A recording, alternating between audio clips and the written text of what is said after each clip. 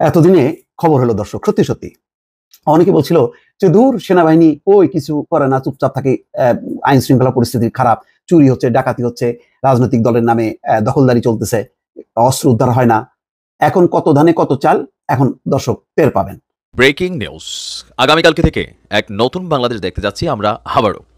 দর্শক, হঠাৎ করে আমাদের ডক্টর মোহাম্মদ ইউনূস সাহেব এক জরুরি বৈঠকের পর এক গুরুত্বপূর্ণ সিদ্ধান্ত নিয়েছেন। বাংলাদেশের প্রাণপ্রিয় সেনাবাহিনীকে মাঠে নামানো হচ্ছে, আর শুধুমাত্র ন্যাচুরালি নামানো হচ্ছে না, দীর্ঘদিন যাবৎ পর ম্যাজিস্ট্রেসি পাওয়ার দিয়ে তাদেরকে মাঠে নামানো হচ্ছে। তো চট করে আপনি ঢুকে পড়েন, আমরা ছেঁড়া জুতা, ছেঁড়া ঝাড়ু এবং পুরাতন যত ঝাড়ু আছে সব কিছু দিয়ে আপনার জন্য মালা তৈরি করে আপনাকে বরণ করে আমরা ওই নাজিমউদ্দিন রোডের পুরানো জেলখানায় এবং আয়নাঘরে রাখার জন্য সেই ব্যবস্থা করে রেখেছি। আপনি শুধু এসে পড়েন, আসেন, দেরি করতেছেন কেন? জামাত ক্ষমতায় গেলে মহিলাদের কি হবে? জামাত সম্পর্কে ধারণা আছে সবার হাত কেটে দেওয়া হবে, একদম ভুল ধারণা, সব এটা মিথ্যা প্রচারণা। বাকি যারা বিশিষ্টজন, মন্ত্রী, এমপি থেকে শুরু করে যারা সমাজের, শুধু তাই না, যারা বিশিষ্ট ব্যক্তিবর্গ আছেন তাদের জন্য প্রসিডিউরটা হচ্ছে আমাদের, তারা আবেদন করবেন একটা প্রসিডিউর, অথবা একটা আদালত বলে দিবেন, তাহলে আমরা ওইটাকে এন্ডোর্স করব। ওরে পালিয়ে যাওয়া বউ, তুমি যতই ভালা হও, বুঝা গেছি আসলে তুমি আমার নও। খুবই গরম একটা খবর আছে। খবরটা শুনে অনেকেই হয়তো খুশি হবে না, আবার অনেকের হয়তো মন খারাপ হয়ে যাবে। যারা চাচ্ছেন যে দেশটা নতুন করে সংস্কার হোক এবং দেশটা আবার ভালোভাবে চলুক, অন্তর্বর্তী সরকারের প্রধান উপদেষ্টা ডক্টর মোহাম্মদ ইউনূস সাহেব এগিয়ে যাক, তারা হয়তো খবরটা শুনে খুশি হবেন। আর যারা চাচ্ছেন যে দেশে নতুন করে আবার অরাজকতা সৃষ্টি করে আপনারা আবারও সেই আগের ম্যাডামকে ফিরিয়ে আনার চিন্তাভাবনা করতেছেন, তাদের জন্য হয়তো এই নিউজটা অত্যন্ত দুঃসংবাদ মনে করতে পারেন। তো যাই হোক, আমি এর কথা পেঁচাবো না, খুবই গুরুত্বপূর্ণ কয়েকটি ভিডিও নিয়ে আপনাদের সম্মুখে হাজির হওয়া। অবশেষে কিন্তু সুপার পাওয়ারের দায়িত্ব পেল বাংলাদেশ সেনাবাহিনী। 2 মাসের জন্য দায়িত্ব পেয়েছে, ম্যাজিস্ট্রেটের দায়িত্ব। আর কত উল্টাপাল্টা করবেন, এবার করেন ভাই। দেশকে নষ্ট করার, নস্যাৎ করার চিন্তাভাবনা করছেন, এখন করেন ভাই। কিন্তু পিছনে একটু সালা বাইদে রেখেন, একটু গোয়ার উপরে মনে করেন যে একটা সালা বাইদে রেখেন, নাইলে কিন্তু বাড়ি একটা মাটিতে পড়বে না। তো যাই হোক প্রিয় দর্শক শ্রোতা, এবং শেখ হাসিনা বলছে আমি চট করে ঢুকে পড়বো। আসলে সে ঢুকে পড়লে কি পরিস্থিতি হবে এটাও আজকের এই ভিডিওর মাধ্যমে আপনারা জানতে পারবেন। আমি কথা বাড়াবো না। আর আরেকটা খুবই গুরুত্বপূর্ণ একটা নিউজ আজকের এই ভিডিওর মধ্যে আপনাদের সাথে আমি শেয়ার করব। সেটি হলো এমপি মন্ত্রী যারা এ পর্যন্ত আটক হয়েছে বা কট খেয়ে গ্রেপ্তার হয়েছে, তাদেরকে আসলে কিভাবে রাখা হয়েছে, বিষয়টি নিয়ে অবশেষে কিন্তু পুলিশের বড় ঊর্ধ্বতন এক কর্মকর্তা বা অফিসার তিনি মুখ খুলেছেন। আর জামাত ইসলাম যদি ক্ষমতায় আসে তাহলে নাকি হাত কেটে দিবে, রক কেটে দিবে, এরকম একটা প্রথা চালু আছে। বিষয়টি নিয়ে মুখ খুলেছেন রফিকুল ইসলাম। আর কথা বাড়াবো না ভাই, চলুন বিস্তারিত এক এক করে আমরা ভিডিওগুলো দেখে আসি। এতদিনে খবর হলো দর্শক, সত্যি সত্যি অনেকে বলছিল যে দূর সেনাবাহিনী ওই কিছু করে না, চুপচাপ থাকে, আইন শৃঙ্খলা পরিস্থিতি খারাপ, চুরি হচ্ছে, ডাকাতি হচ্ছে, রাজনৈতিক দলের নামে দখলদারি চলতেছে, অস্ত্র উদ্ধার হয় না। এখন কত ধানে কত চাল, এখন দর্শক টের পাবেন। আজকেই এখন ব্রেকিং চলতেছে, 60 দিনের জন্য সেনাবাহিনী মাঠে থাকবে এবং ম্যাজিস্ট্রেসি ক্ষমতা। ব্রেকিং নিউজটা আমি সরাসরি বলি, 60 দিনের জন্য সেনাবাহিনীকে ম্যাজিস্ট্রেসি ক্ষমতা প্রদান। তারপরে জনপ্রশাসন মন্ত্রণালয়ের প্রজ্ঞাপন, খেয়াল করেন, জনপ্রশাসন মন্ত্রণালয় প্রজ্ঞাপন দিচ্ছে যে 60 দিনের জন্য সেনাবাহিনীকে ম্যাজিস্ট্রেসি ক্ষমতা প্রদান। দর্শক, আমি ওই কাট হয়ে আমি ওই টেলিভিশনের যে ব্রেকিং নিউজ হচ্ছে ওইটা আমি আপনাদেরকে পড়ে শোনালাম।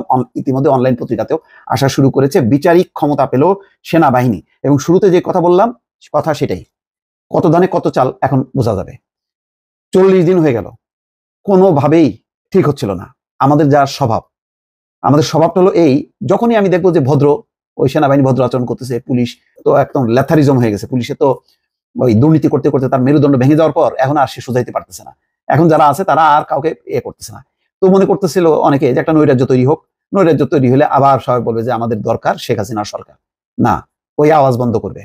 এখন সেনাবাহিনী মার্শাল্লাহ দেয়নি, অনেকে বলছিল শুরুতে কেন মার্শাল্লাহ দিল না, সেটা হলে ভালো হতো। না, মার্শাল্লাহ দেওয়ার দরকার নেই। মার্শাল্লাহ কারের বলে এখন আমার ধারণা যে সেনাবাহিনী বুঝাই দেবে, ওই কাজই করবে। থাকবে বেসামরিক প্রশাসন, পেছনে সেনাবাহিনী, এবং এটা খুবই দরকার ছিল। মানুষের জনজীবন হাঁপায় উঠছিল। দর্শক, আমি একটু আবেগ আপ্লুত হয়ে কথা বলছিলাম এই কারণে যে আমি সত্যি সত্যি চিন্তিত হচ্ছিলাম যে এটা কি হচ্ছে, এটা কি হচ্ছে। 1/11-এর সময় সামরিক বাহিনীর যে টাস্ক ফোর্স ওইদিকে সব রাঘব বোয়ালদেরকে ধরতেছে, ব্যবসায়ী রাজনীতিবিদদের তাদের কাছ থেকে অস্ত্র উদ্ধার করতেছে, টাকা পয়সা উদ্ধার করতেছে। এবার কেমন জানি একটা রবীন্দ্রসঙ্গীত মার্কা একটা সরকার আসলো। হ্যাঁ, এখন ডক্টর ইউনূস তো ভদ্রলোক, সে তো আর এই ধরনের ওই শেখ হাসিনার মতন ক্রুয়েল হতে পারে না। এখন ওই ভদ্রলোকের তো বাংলাদেশের দাম নাই, মনে করছিল ধুর ইউনূস সরকার এই সমস্ত কি সব 85 বছর 80-85 বছর বয়সের লোকদেরকে দিয়ে সরকার করছে, এইটা পারবে নাকি আর কয়েকদিন পরে শেষ। দর্শক, শেষ না, সেনাবাহিনীর তরুণ অফিসাররা এখন মাঠে নামবে, এবং শুধু অফিসাররা না, তরুণ সৈনিকরা, তাদের মধ্যে দেশপ্রেম আছে, তারা দেখাইছে না। শেখ হাসিনা থাকতেই তো উল্টে গেছিল, কি হলো, বলছে যে যা ব্যারিকেড খুলে দিলাম, দলে দলে হাতে হাত মিলাইছে পাবলিকের সঙ্গে। তারা জানে দেশের প্রয়োজনে কখন কোনটা কি করতে হবে।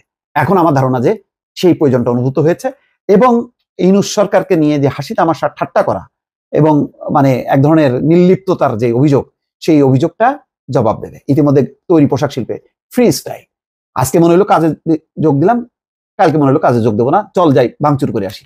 পোশাক শিল্প বাংলাদেশের অহংকার, গর্ব, আমার রেমিটেন্স আসে এখান থেকে। ইউরোপ আমেরিকা নির্ভরশীল বাংলাদেশের উপর। এই নৈরাজ্য চালানোর উদ্দেশ্যটা কি জানেন? যাতে এই বাজারটা চলে যায় হচ্ছে ইন্ডিয়ায়। হ্যাঁ, বেতন ভাতা যারা দেয় না, যে মালিকদেরকে, ওদেরকে ওই যে গোপালগঞ্জে দিছিল না থেরাপি, ওই রকম একদম হাত উঁচু করে পিছন দিক দিয়ে লাঠির বাড়ি মারতে হবে একেবারে। এটাও ঠিক। আবার পাওনা পাবা, তুমি কাজ করবা না, ওইটাও চলবে না, কাউকে ছাড়া হবে না, এইরকম একটা মনোভাব নিয়ে আমার ধারণা যে সেনাবাহিনী কাজ করবে। এবং ওই দখলদারি, চাঁদাবাজি, আইনের আশ্রয় না নিয়ে আইন নিজের হাতে তুলে নিয়ে ওই প্রতিপক্ষের দোকান দখল করা, জমি দখল করা, এর বাসায় হুমকি দেয়া, ওর মামলার মধ্যে ঢুকাই দেয়া, এই কাজগুলি যারা করছে, খবর আছে তাদের।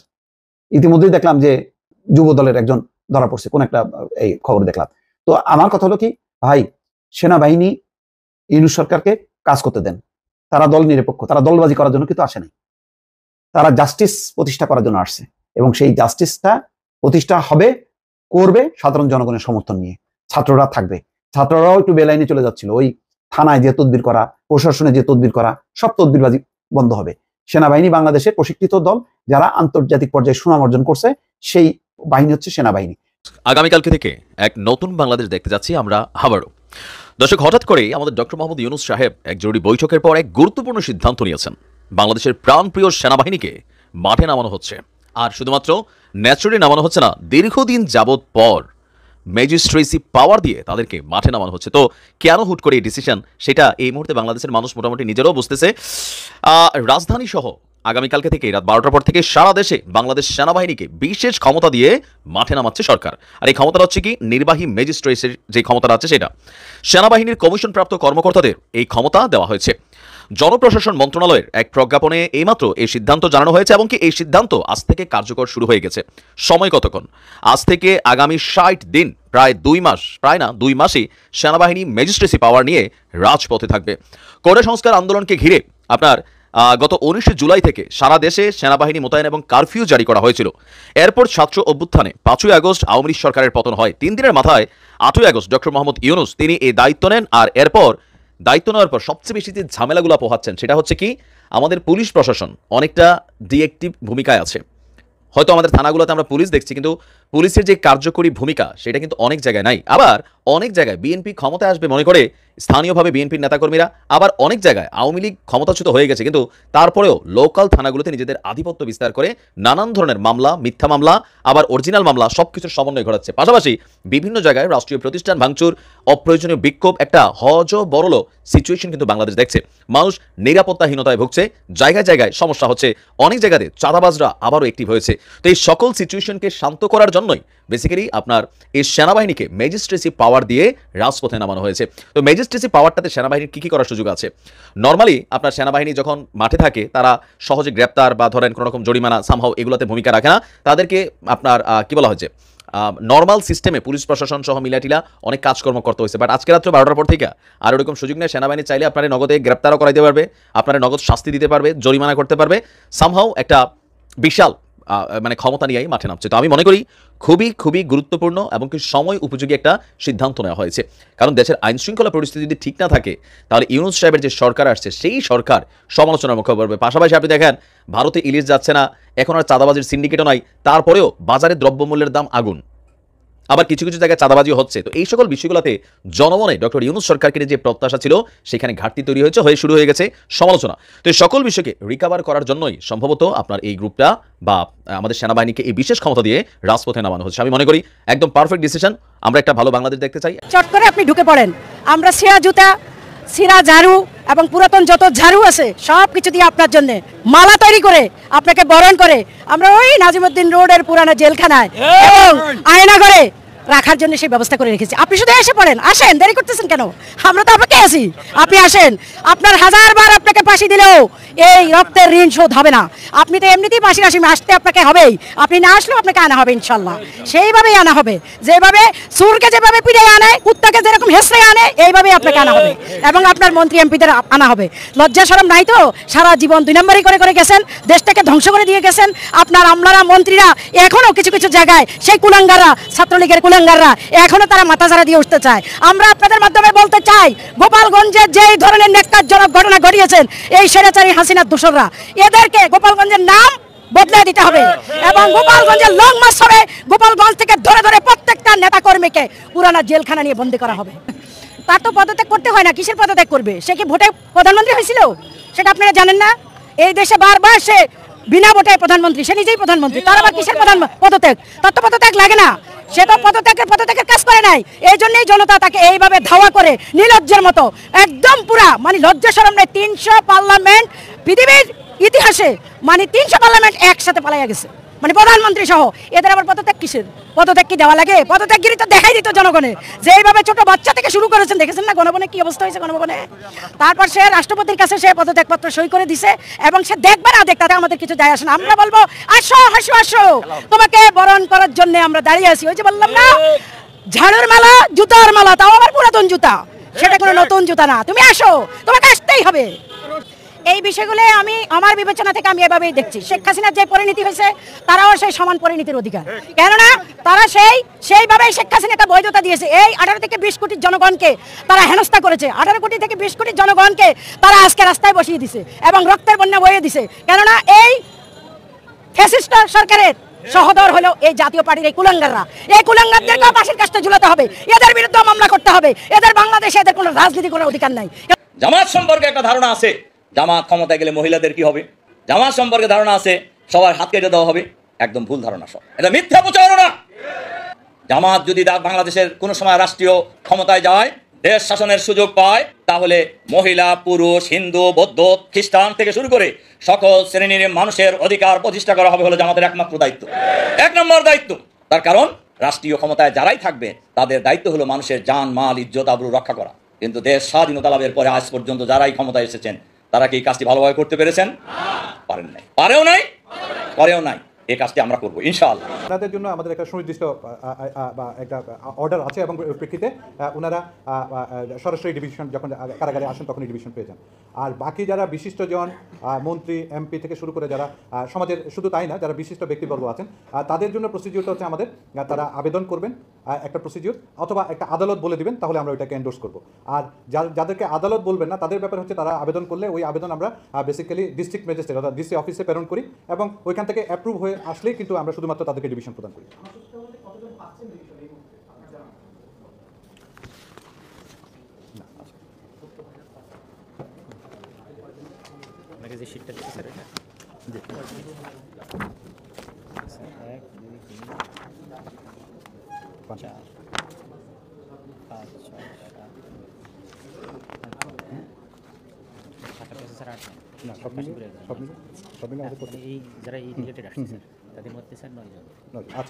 এখানে সর্বমোট আমাদের এখানে টোটাল এই পর্যন্ত আমরা যদি বিশেষ বন্দী অথবা এই প্রেক্ষাপটে আটক বন্দী বলি, তাহলে সর্বমোট আমাদের কাছে এসছেন টোটাল 37 জন।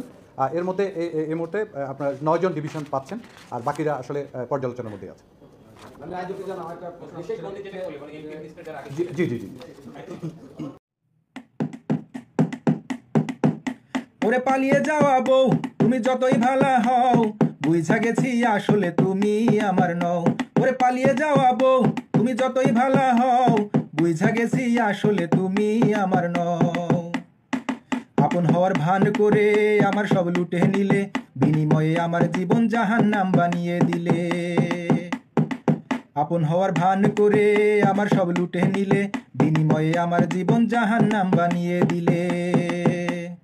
এখন আবার চট করে ঘরে ঢুকতে চাও, এখন আবার চট করে ঘরে ঢুকতে চাও, বুঝি না এত সাহস কোথায় তুমি পাও, বুঝি না এত সাহস কোথায় তুমি পাও।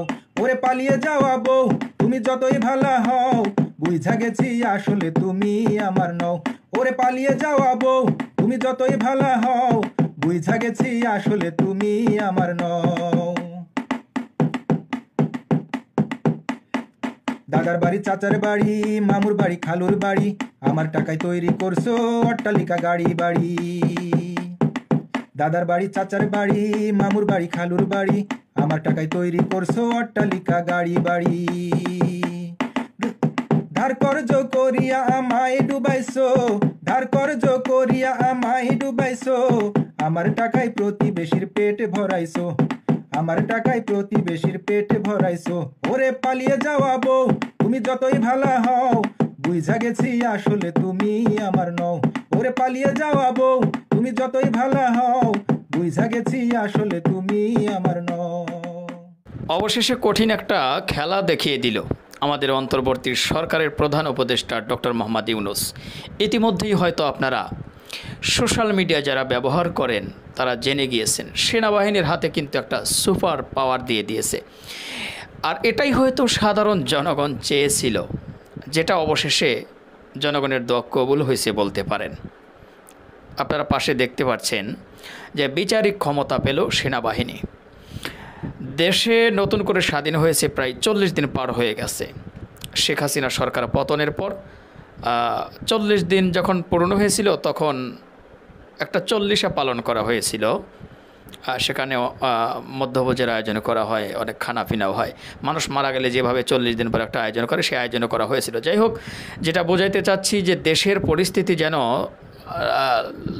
লাজুকের দিকে যাচ্ছিল, দেশের পরিস্থিতি যেন ঠিকঠাক হচ্ছিল না। মানে চুরি ডাকাতি এগুলো থামছিলই না, একজনকে হুমকি দামকি দেওয়া, মানে নানান কিছুই কিন্তু দেশে অরাজকতা চলতেই ছিল, তাই না? তো এইভাবে তো আসলে একটা দেশ চলতে পারে না। ডক্টর ইউনূস সাহেব একজন সাদামাটা মানুষ, এটা ভেবে অনেকেই তার দুর্বল পয়েন্টে আঘাত করে তারা চাইছিল যে দেশের ভিতরে আবার একটু ক্যারভা লাগাইয়া দিলেই হয়তো আবারও নতুন করে আমাদের আপাকে নিয়ে আসা যাবে। তো এই মতো অবস্থায় কিন্তু সারা দেশে নির্বাহী ম্যাজিস্ট্রেটের দায়িত্ব পালন করবেন সেনাবাহিনীর কর্মকর্তারা। কতদিনের দায়িত্ব পেয়েছে আপনাদের একটু জানাই। সারা দেশে আগামী 2 মাস নির্বাহী ম্যাজিস্ট্রেটের দায়িত্ব পালন করবেন সেনাবাহিনীর কর্মকর্তারা। মঙ্গলবার 17 সেপ্টেম্বর এক প্রজ্ঞাপনে এ তথ্য জানিয়েছে জনপ্রশাসন মন্ত্রণালয়। জনপ্রশাসনের প্রজ্ঞাপনে বলা হয়েছে, ফৌজদারি কার্যবিধি 1898 এর ধারা 64, 65, 83, 84, 86, 95, 2, 100, 105, 107, 109, 110, 126, 127, 127, 128, 130, 133 এবং 142। দ্বিতীয়, ক্রয়কারী ক্রয় প্রতিক্রিয়াকরণ ও চুক্তি বাস্তবায়নকালে উহার কর্মকর্তা ও কর্মচারীগণ যেন কোনো দুর্নীতি, প্রতারণা, চক্রান্ত, জবরদস্তিমূলক বা অন্য কোনো কর্মকাণ্ডে জড়িত না হন তাহার নিশ্চয়তা বিধান করিবে এবং একইভাবে এই আইনে সংজ্ঞায়িত কোনো দরপত্র বা পরামর্শক বা ব্যক্তি নৈতিক বিধি পালন করিবে এবং এই মর্মে নিশ্চয়তা বিধান করিবে যে উহা বা উহার কর্মচারীগণ বা উহার পক্ষে কোনো মধ্যস্থকারী যেন অনুরূপ কোনো কর্মকাণ্ডে জড়িত না হন। যাই হোক, আমি পুরো নিউজটা পড়ব না, যেটা আমি আসলে জানাইতে চাই, সাধারণ জনগণ যেটা চেয়েছিল অবশেষে সেই আশাটা কিন্তু পূরণ হয়েছে। তো এখন আশা করছি ইনশাল্লাহ যারা এখনও দেশকে নতুন করে অস্থিতিশীল করার চিন্তা ভাবনা করতেছেন, দেশকে একটু ভাগড়া দেওয়ার চিন্তা ভাবনা করতেছেন, যারা যারা চাচ্ছেন না যে ডক্টর ইউনূস সাহেব ভালোভাবে দেশটা পরিচালনা করুক, দেশের যে ক্ষতিগুলো হয়েছে সেগুলো ধীরে ধীরে পুষিয়ে আনুক, যারা চাচ্ছিলেন না তাদেরকে উদ্দেশ্য করে বলবো এখন একটু সাবধানে আপনারা থাকেন ভাই। এখন কিন্তু আর আগের মতো নাই ভাই, দেশে কিন্তু পরিবর্তন হয়েছে, নতুন করে সেনাবাহিনীর হাতে যেই ক্ষমতাটা আইছে, এবার উল্টাপাল্টা করবেন তো ভাই কট খায়া যাইবেন যে কোনো মুহূর্তে। তাই ভাই বলবো, আপনি যে দলেরই হন না কেন, আপনি আপাতত চুপ থাকেন এবং দেশ ভালোভাবে গড়ার জন্য পারলে সাহায্য সহযোগিতা করেন, পারলে আমাদের বর্তমান অন্তর্বর্তী সরকার ডক্টর মোহাম্মদ ইউনূস সাহেবকে একটু সাহায্যের হাত বাড়িয়ে দেন, একটু সাপোর্ট করেন। অন্য চিন্তাভাবনা বাদ দেন ভাই, ওই হাবিজাবি চিন্তাভাবনা করে আমার মনে হয় আর কোনো লাভ হবে না, অসম্ভব ভাই, ইম্পসিবল। তো সেনাবাহিনীর প্রতি আমাদের শ্রদ্ধা রইল। সেনাবাহিনী দেশ নতুন করে স্বাধীন হওয়ার পর থেকে তাদের অনেক কার্যক্রম আমরা নিজের চোখে দেখেছি। এই যে কিছুদিন আগে কি হলো, বন্যায় ক্ষতিগ্রস্ত হলো, সেখানে সেনাবাহিনীর এমন কিছু কর্মকাণ্ড আমরা দেখেছিলাম যেটা সত্যি স্যালিউট দেওয়ার মতো। হেলিকপ্টার থেকে একটা মেয়ে নামতেছিল, তার কিন্তু কাপড় ঠিক করে দিয়েছিল একজন সেনা কর্মকর্তা, এবং কি টাকে ওঠানোর সময় একটা মেয়েকে উঠাবে বা মহিলারা উঠতে পারছিল না, একটা সেনাবাহিনী নিজের উরু বা হাঁটু পেতে দিয়েছিল, তার উপরে পাড়া দিয়ে উঠেছিল। এই যে সেনাবাহিনীর কিছু কিছু কর্মকাণ্ড আমাদের কিন্তু অনেক উৎসাহিত করেছে এবং অনেক ভালোবাসা জুগিয়েছে। তো সেই সেনাবাহিনীর হাতে ইনশাল্লাহ ম্যাজিস্ট্রি পাওয়ার চলে এসেছে। আশা করি ইনশাল্লাহ আমরা ভালো কিছু দেখব, দেশটা আবারও ইনশাল্লাহ ভালোভাবে চলবে, এই আশা আমরা কামনা করি ইনশাল্লাহ। আল্লাহ পাক আমাদের সেনাবাহিনী ভাইদেরকে দেশ ভালোভাবে এগিয়ে নেওয়ার জন্য এবং বর্তমান অন্তর্বর্তী সরকার সহ যে সমস্ত উপদেষ্টারা রয়েছে সকলকে যেন আল্লাহ তাআলা আমাদের দেশকে ভালোভাবে এগিয়ে নেওয়ার জন্য যেই প্রচেষ্টা করা দরকার সেটা যেন আল্লাহ তাআলা তাদের করার তৌফিক দেন, আমিন। ভালো থাকবেন, ভিডিওটি শেয়ার করবেন, আর আমাদের এই নাসির অফিসিয়াল পেজ নতুন হলে ফলো করবেন। আল্লাহ হাফেজ।